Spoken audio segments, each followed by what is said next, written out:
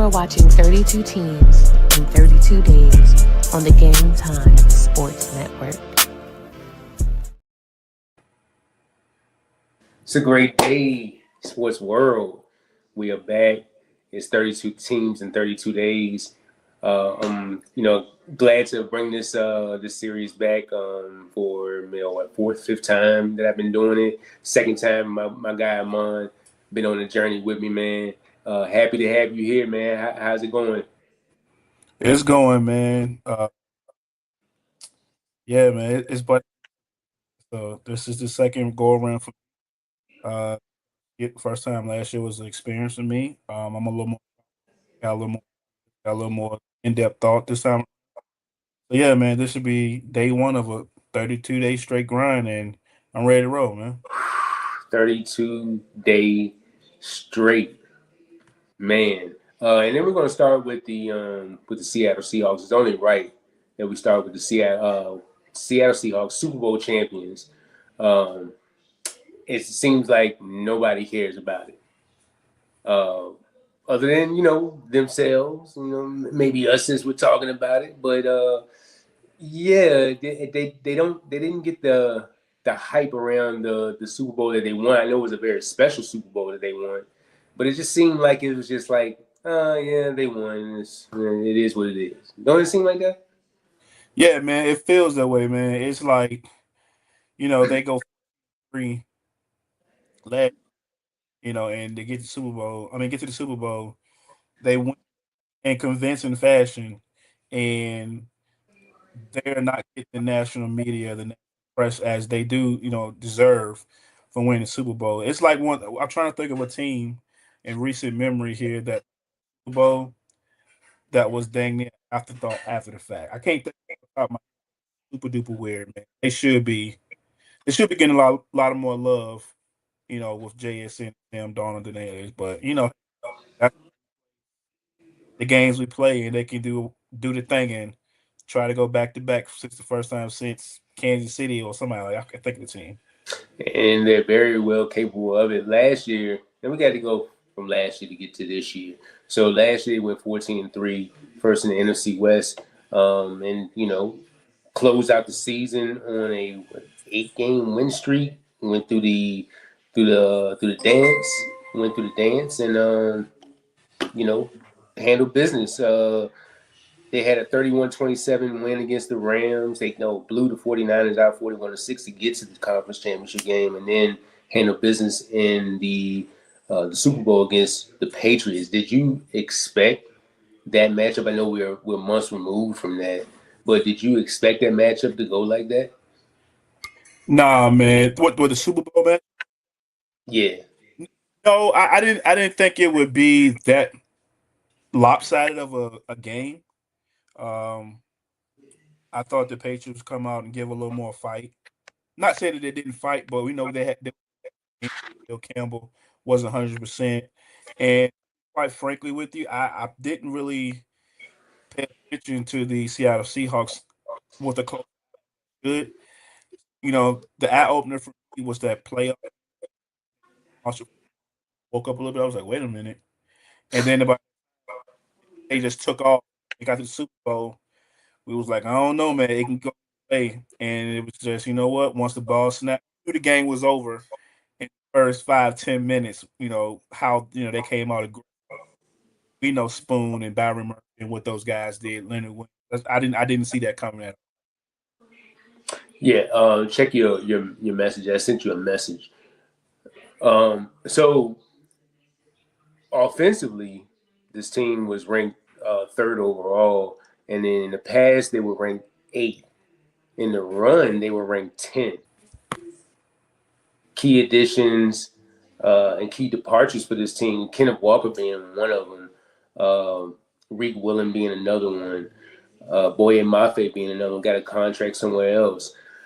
Key additions for this team, Dante Fowler, the vet, coming in, and then Noah Igbenogany, I want to say. Yeah, right. You Emmanuel Wilson, another depth running back coming in. So not a lot of pieces, and you expect that from a team that just won the Super Bowl. Not a lot. to happen. Um, but what's the key addition for this team in your opinion?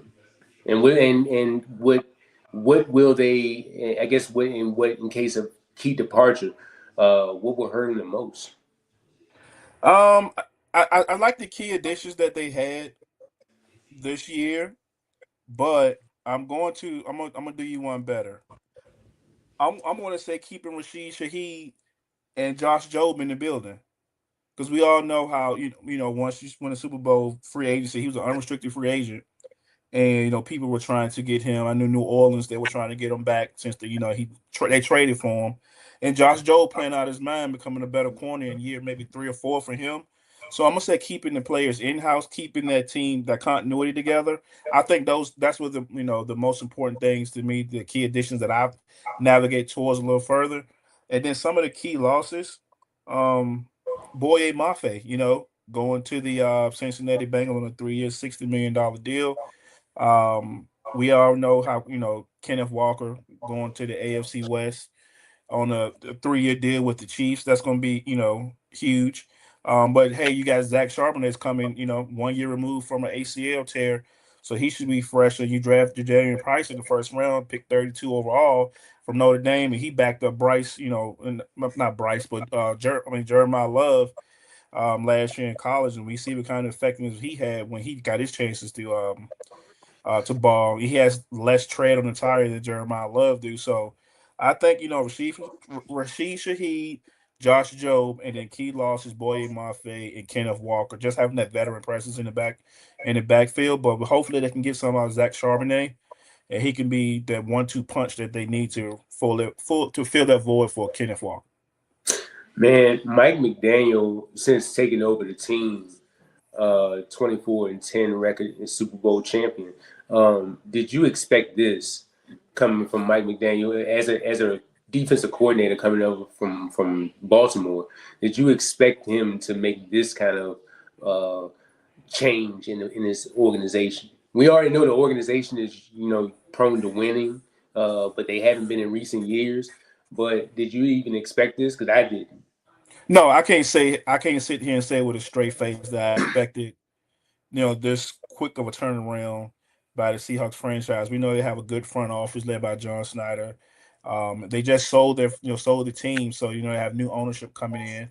Um, but I go back and I follow Mike McDonald. He was the former defensive coordinator for the University of Michigan before. Um, he ended up, him and Harbaugh were like this, so you can kind of Yeah. see the similarities and ties. So I didn't see it this fast, but So like you you already said, know. oh yeah, I already know him, and then he had this little run, and I think it was in Baltimore as well. But like you said, John Snyder, he's been a great drafter throughout these years, and you get the right pieces in the building. Witherspoon. I know he can't. He got drafted with Pete Carroll. You go out there and you get Byron Murphy a couple years ago. You sign Leonard Williams in free agency. You just start doing the small things. You get Kenneth Walker in the second round. A few years back, you get 2 first round left and right tackle. You draft Gray Zabel in the first round last year. So that's just stacking draft classes and being consistent. And you you put everything in that melting pot, and hey, you create a monster that you didn't think you would see this fast. And yeah, man. So it didn't surprise me a lot, but you see, he had some brewing out there in Seattle. Sam Darnold, 2 years in a row, has had some pretty good numbers. Um, the career changing numbers because we know about Minnesota when he went for over 4,000 yards. That his first time, and then 35 touchdowns, 12 interceptions. But then that completion percentage went up. Second year, 25 touchdowns, 14 interceptions. He's prone to throw at least double digits in the interception category. And that's even back in his days when he was drafted by the Jets, and then when he went to Carolina, he didn't play much over there, but um, just the double digit interceptions are definitely going to follow him. So going into this season, do you think Sam continues the trajectory that he's been on? Do I think Sam continues the trajectory that he's on now? Yes, But I'm gonna pause it for a second because we know he's the last two coordinators he's had. They've went on and got head coach jobs. We know Clint Kubiak was his coordinator last year. He's the new head coach of Las Vegas Raiders, and he's been under Kevin O'Connell. The past couple years. A few years before that as well. So he's been getting well coached. I don't know who the OC is coming into this year, but I'm pretty sure they can keep more of the same and follow some of that Clint Kubiak, West Coast model, and keep it successful. He threw for 4,048 yards this year, 25 touchdowns, 14 interceptions, which is right on par to where he is. So I think, with a second year JSN, they get Tor Holton back off in an injury from last season. Got AJ Barner, he's young, 23 years old. You got, Charbonnet. There's plenty around him. You got Elijah Arroyo that they drafted it in the second round last year. We didn't see much of him, so I expect him to take on a bigger role in the team. So yeah, man, I expect more of the same for Sam Darnold. He's more comfortable. He felt like he's found his home. Because how we always bag Sam Darnold for seeing the ghost in the Jets, and then going to Carolina not performing well, then going to having 1 year in Minnesota where he looked like he was all world, and then had that slip up in the playoff game versus the Lions. I feel like he's finally found his home now in Seattle, and I think you'll see more of this more consistent Sam Darnold going forward than the yesteryear Sam Darnold back in 2018, 2019 when he was drafted. I've been hearing that they could go more pass this year, versus the run. And this guy comes to mind right here. He was the league leader in receiving yards. And you check his first 3 years going from 63 catches to 628 yards to 100 catches last year, going over 1,000 yards. And this past year, leading the whole league in receiving yards was 1,793. He had 10 touchdowns. Second straight season going over at least 130 targets. Man, JSN is just a special kind of talent, is he? Yeah, man, he's one of those long list of Ohio State receivers, man. Where we just you can pencil in. They get drafted in the first round. You can pencil them in for 4 years, 160 million, whatever contract contract time do come. But I will say, he offensive player of the year last year. 23, 119. He's 23 years old, 119 catches, 17 yards, 10 touchdowns. Couldn't be guarded. Couldn't be guarded. The only person to really give him fits was Christian Gonzalez, and that was in the Super Bowl. But we know the caliber of player that Christian Gonzalez is. So yeah, he's going to continue to ascend. He got leading the league with $42 million a year. And we're sure there's going to be a couple of receivers in the next couple of years that's going to eclipse that at some point. But right now, he's the big dog. He's the big dog out here. And I think one more thing that's helped him a whole lot is having a steady veteran like Cooper Kupp in that room as well.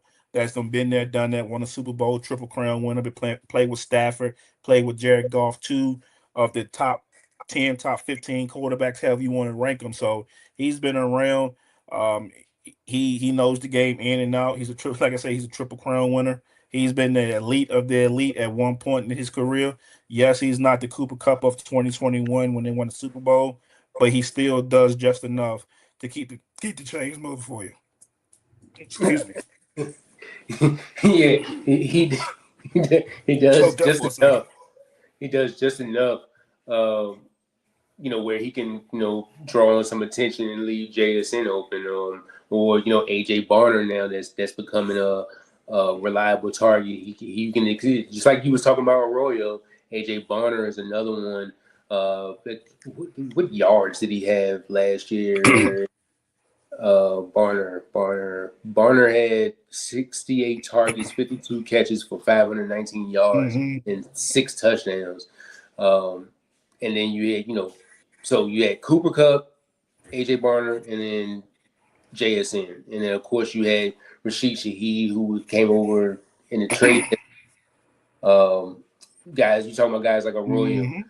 He will improve next year. 26, 15, and 179. Yep. Targets, receptions and yards in that order for y'all that don't know what I'm talking about. So I definitely do expect this offense to improve. The offensive line. Last year, look at guys like Charles Cross, 5 sacks allowed. That was the most from the offensive line. Played 14 games. Anthony Bradford stayed healthy, allowed 3 sacks. Jalen Sundle, 13 games, 3 sacks allowed. Gray Zabel, that's the guy. 17 games, 2.5 sacks allowed. And then Abraham Lucas, 17 games, 4 sacks allowed. That's not bad. It's not bad. I mean, a little bit in the sack department, but I don't think it's league leading as far as worst though. Yeah, I agree with you. And if you can keep that graphic up for a second, if you look at the seasons, 2025 season stats, 14 games, 17 games, 13 games, 17 games, 17 games. So pretty much this was a healthy offensive line all year long, and we know, Clint Kubiak in that zone, that wide zone scheme, they're going to block into space. So that continuity was there. It wasn't the high end top 5, top 10 unit, but it did enough to get the job done en route to a Super Bowl. So Uh, talk about this defense. They were statistically, you can say that they were basically top 10 across the board. Points allowed, 17.2. On third down, they were pretty good. In the red zone, they were in the top 5. You lose Rick Willen, but you bring pretty much a bunch of your crew back, and that is special, especially for a team that just won the Super Bowl. When you can run that back with the same squad, they got the chemistry. They already know have that. What's going on? I don't know, man. Something going on today. But they got that chemistry. You got guys getting older and more wiser in this game. I do expect this defense to be, if not where they were, maybe a little bit better. What you think? Yeah, man. I think they're going to be a whole lot better. 1 year removed off a Super Bowl, and then you got some new players coming in. You can draft Bud Clark, pick 64 overall. That's going to be huge for that secondary. You re-signed Drake Thomas to a 2-year, $9 million deal. You got Ernest Jones is going to be there coming over from the Titans. We all know what Spoon represents. We know what Byron Murphy and Boye Mafe, what those guys represent in the middle of that. Not Boye Mafe, but Byron Murphy and Leonard Williams represent in the middle of that defense, man. Yeah, so Byron Young, he's only going to get better. I think he was like top 5, top 8 in QB pressures from a 3 technique perspective. So he's extending. Devin Witherspoon, he's going to be motivated. He's expecting a new contract here, so you can get the best version of him. And the wily old vet Leonard Williams, 31 years old, 7 sacks. Then they had the number 1 ranked defense points allowed and the number 6 in yards. So I mean, they were top 10 unit all the way around. And I think adding youth, they lose Rick Willen on the back end, but you do some drafting out of kid out of Arkansas in the 3rd round. I want to say I can't think of his name right now, but he'll step in and be an immediate impact player for them that fit that scheme. And once you get up there with them 12s, as they say, you let him loose. Hey, think about it, you still got DeMarcus Lawrence there as well. He's a wily vet. We all know the quote that he had last year, after signing with the Seahawks. Took a little jab at the Cowboys, and he's the power of the tongue, man. He is a Super Bowl champion, 1 year removed from America's team. As he should. You had 4 guys: Byron Murphy, Leonard Williams, Uchenna Nwosu, 7 sacks, and then DeMarcus Lawrence came with the 6. Altogether, I want to. There was 47 sacks. I want to say that's what is that? What did that rank? 47 tied for 7. Seven. It was in the top 10. And then you had a good run defense as well. 3.7 yards per carry, under 4. So, as you were talking about the draft picks, and I know we talked about the draft picks, but Jadarian Price and getting him in the 1st, and Kenneth Walker going to Kansas City. I'm not saying that this is you take Kenneth Walker out and you plug Jadarian Price in, but there's an opportunity for it. And then with Zach Charbonnet, whenever he comes back, that could be a nice unit in the run game. So I do think Jadarian Price is going to make a big contribution right away. Bud Clark, I think he's going to contribute something. And Julian Neal, I'm not sure about the height. You probably got that down pat. Yeah, he's 6'2". So they love those corners that are over 6 feet. Like they look from between 6'2", 6'4". They love those tall, lanky corners, and I understand it. Bo Stevens, some offensive line help in the fifth. You get Emmanuel Henderson Jr. from Kansas in the sixth. Another corner in the seven. You get a defensive tackle in the seven, and then you get another corner in the seven. So, boy, that secondary getting rebuilt, boy. Yes, it is, and you're investing in late picks on that too. So, I like what the Seahawks are doing. Yeah, I like what they're doing as well, man. As you can see, they have their key guys, but they're building depth behind the key guys in the secondary: Michael Dansby, Andre Fuller, Julian Neal. So they're going to be a bevy of guys to rotate out with Nicky Minwori, Witherspoon, Josh Jobe. It's going to be a rotation, man. So you might see some looks. You might get some crazy looks from them this year, man. So I love it, man. I expect them to that's defense to pick up where they left off at last year, because like we said at the beginning of the episode, they kind of hush hush. People are not talking about them, and I know that's playing in the back of their head. Going to camp, hey, we the Super Bowl champions. Why don't y'all glorify us like you do in the Super Bowl team? When the Rams won a few years back, it's all you could talk about the next day on First Take. When the Chiefs won, hey, you heard about them, whatever the case may be. What about us? So this one, like, and I know I had asked the question before, and I couldn't think of a football team, but you remember and I hate to say this, the 02 03 Tampa Bay Buccaneers that won the Super Bowl. They dragged us, and that next year, nothing. It was nothing.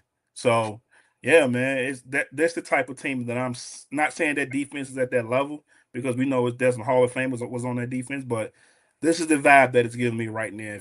So it's definitely going to get harder, especially because every team in your division, and well, not every team, you got the Cardinals, but the Rams, look at what they've done, and we'll talk about them tomorrow. The 49ers, we'll talk about them the day after, but I know they had their own issues, but they're getting better too. Teams in the NFC, Eagles, they're getting better too. So I don't see where this team, it's just too much talent where they just take that dip. I still think that now, as far as repeating, I don't see it, but I wouldn't be surprised if it happened, because that chemistry that they still there. From the whole relationship, in that locker room, only they know, and they can just galvanize off of that. Let's talk about the schedule real quick. Yes, sir.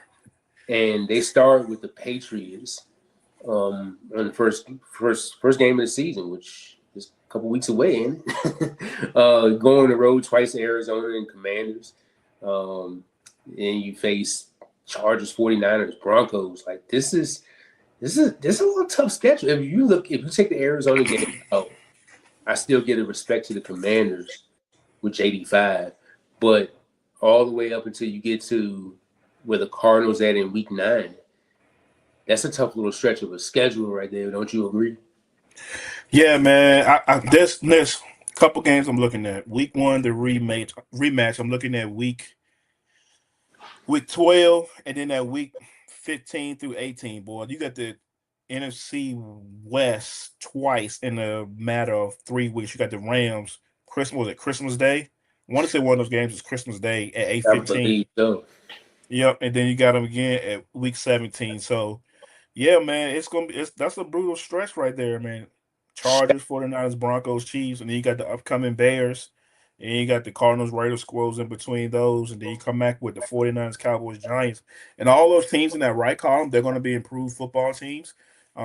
Only because, the head coach of the Giants, we know who he is. We know who Jalen Hurts and Nick Sirianni, what they bring. And we know what Stafford and that super team they have. And then they have a Panthers team that's gritty. They're kind of hurt and decimated a little bit.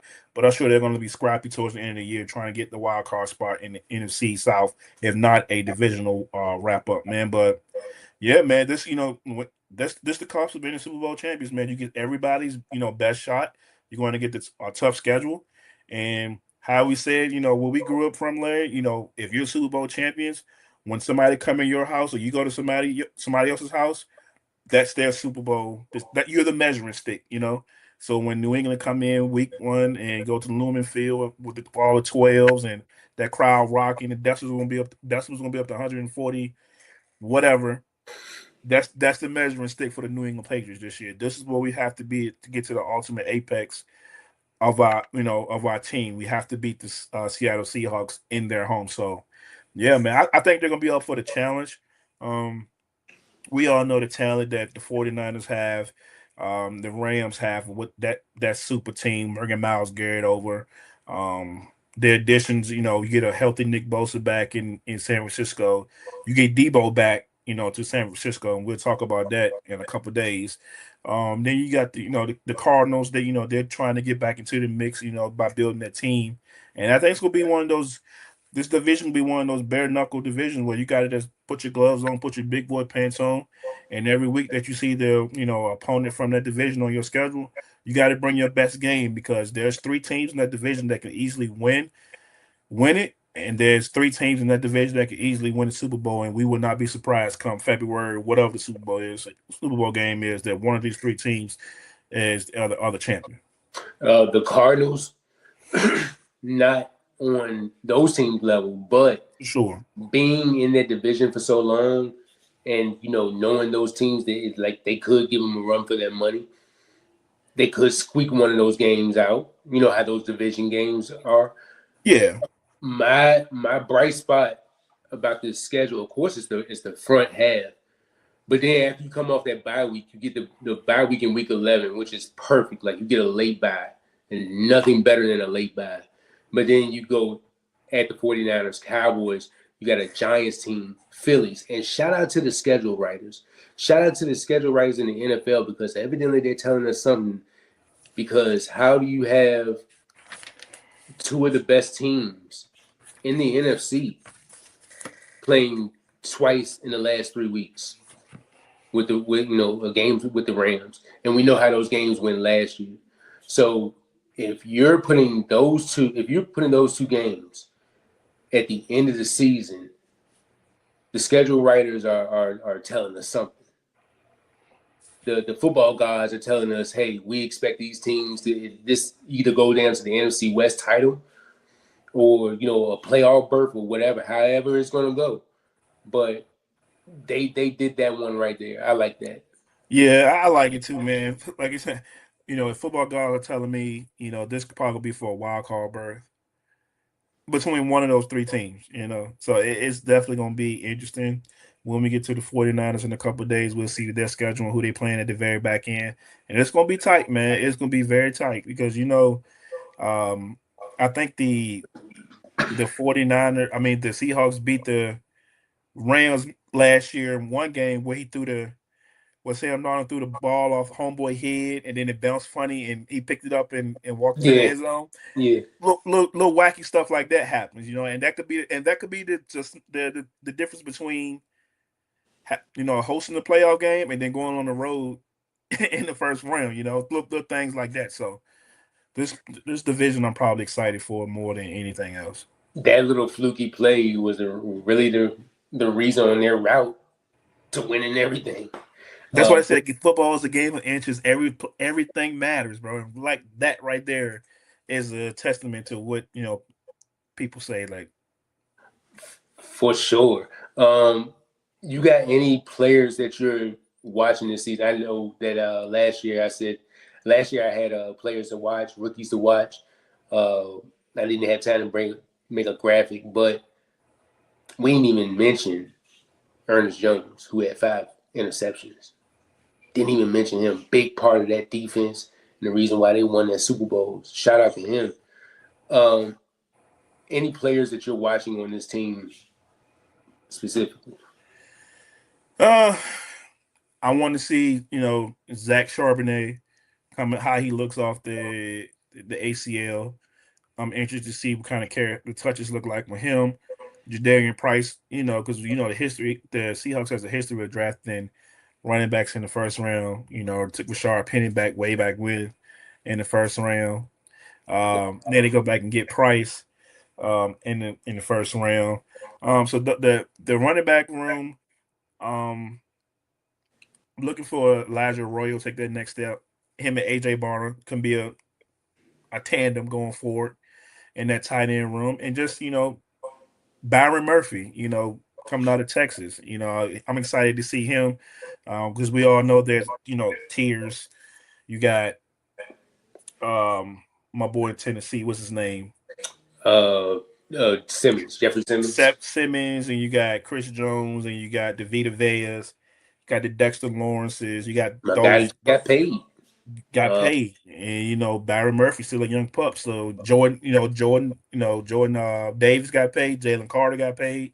That's so who I was thinking about, just got paid. Yeah, so guys, he's going to be up, and I think he's going to ascend and keep, probably be a top 5 DT probably by the end of the year, in my opinion. And I'm looking for Witherspoon. Just can he, be that corner? He's not a he's not a shutdown corner like a Patrick Surtain or a Stingley. He's one of those jack of all trade type corners where you can just line him up anywhere. He'll blitz from the slot. He'll blitz from out wide. He can just, as a Super Bowl, you've seen that he's a chess piece that you can move around and get creative with him. So those are some of the guys I'm looking forward to. And, of course, Sam Darnold. See if he can continue to be on that path of ascending and just getting better in this offense with a new coordinator. And, just the coordinator putting his little wrinkle on it since Clint's gone now. So those are a couple of things that I'm probably interested in with the Seahawks this coming up season. Funny that the Seahawks, they do invest in the running back position, whether that's Sean Alexander, whether that's trading for Marshawn Lynch, or second-round pick in Kenneth Walker, and so on and so forth. Like, they always kind of like invested in their running back position.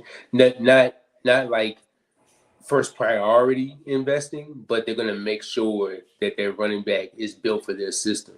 And I feel like with Jadarian Price, he's going to be one of those. He's going to be one of those guys. So he's going to be one of my rookies to watch.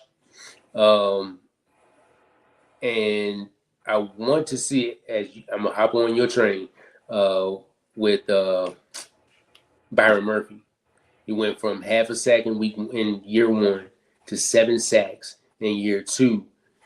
As you were talking about, can he trend going up to being one of those high-paid defensive tackles going forward? I think he can. So, do you have a prediction for this team? Or? Yeah, I see this with prediction for this team. I see the Seahawks probably going 10-7, being a wild card team. I haven't been a wild card team because I think that division is so tough. And Myles Garrett coming over, you got Devontae, you got we talk about it every day. We ain't got to keep saying the names. I just think that division's so tough. And is there going to be some kind of what's the word I'm looking for? Relaxation? Probably, I can use probably a better word. No. Complacency. That's the word. Probably, but and I think they'll probably get got. But I still have them making the playoffs and wild card round, and I give them the wild card round. They'll probably win the wild card game and losing the divisional. That's my prediction for them. I'm gonna go divisional round, and I feel like either they can get that 1 or 2 seed. Just as you talked about earlier, going up there in Lumen Field, that when them 12s get to hollering and those decibels get to going, they feed off that. I feel like, and then they go on the road and they play well too. So I feel like that could be a divisional round team. I I don't see them being too much of a drop off, but the schedule does get tough. I will say that. I think we pretty much touched on it. We know we didn't touch on special teams or anything like that, but anything else you got to add to the Seahawks before we get up out of here? No, man, I Because we don't have said any. we wasn't going to go an hour like we did last year. We're getting better. Yeah, we're getting better. We're getting better. So I think we found our pace, for sure. But it depends on which team it be. Maybe we might go off the rails. Whether it's your team, my team, that might get off the rails though. But no, man, I don't have anything else to add about the Seattle Seahawks. I just want to see the teams get back to the Super Bowl if they can. I want to see these guys get paid, the Devin Witherspoons, the Byron Murphys, those guys want to get taken care of. And, see what John Snyder, does continue to build his football team throughout the season. So, yeah, man, one team down. We got 31 more to go, and I'm ready, man. I want to see Rashid Shaheed be more involved in the offense as well. So from last year, he had 92 targets total, 59 receptions, 687 yards between New Orleans and Seattle. I want to see him at least get close to maybe that 1,000, because I think he did sign. He did sign an extension. I want to say Yes, extension, or was it a 1 year? I think it was either way, it was an extension. It was wait, it was I think it was an extension. So I would love to see him be more involved, because he has a speed. He has a speed element to the offense. I mean, not that JSN doesn't, but I mean, the more the better. So I think that's it, man. That's the Seattle Seahawks, man. We was gonna do buy or sell, but I think we good. Yeah, man. I think we're good, man. I think we're straight, man. I think we've nailed it. Guys in the comments, if you got anything you want to add, any Seahawks fans out there, Justin G, I know you're a big Seahawks fan, so every time I post something, yeah, we see you out there on the social medias. But hey, you got to get in where you can get in there. If you got something you want to say, I'm pretty sure you'll inbox me saying something crazy. You're on the high right now until September 5th. So I'm gonna let you have it though, man. But Seahawks fans, comment down below what some of the things you agree with, disagree with, some of the memorable moments from your team last year, and we might just swing back around and talk about it later on in 32 for 32. So who knows? And the people still don't give a damn at all. At all. Yeah, don't forget, guys, go in the comments. Let us know what you think about the Seattle Seahawks record-wise. What's your favorite thing about them from this past season, coming up this season? What are you looking forward to? All that good stuff, man. For Amon, Larry, we out, and we'll be back tomorrow when we talk about the Rams.